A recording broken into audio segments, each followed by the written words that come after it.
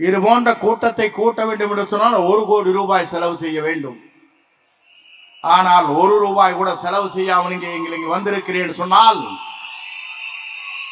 உங்களை மிஞ்சுவதற்கு எந்த இயக்கத்தாலும் முடியாது என்பதை நாடு எதிர்பார்த்து கொண்டிருக்கிறது.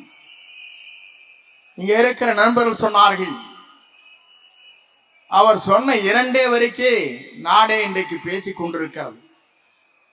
பல்முனை தாக்கல் நடைபெற்றுக் கொண்டிருக்கிறது.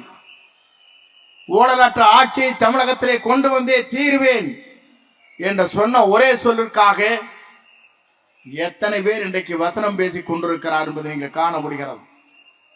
வருவார், வெற்றியை காண்பார். இங்கே சொன்னார்களே இஸ்லாமிய பெருமக்கள், அவர் இங்கே நிற்க வேண்டும் அங்கே நிற்க வேண்டும் என்பதல்ல. 234 அவர்தான் நிற்கிறார். அவர்தான் வேட்பாளரை அடையாளம் காட்டப் போகிறார்.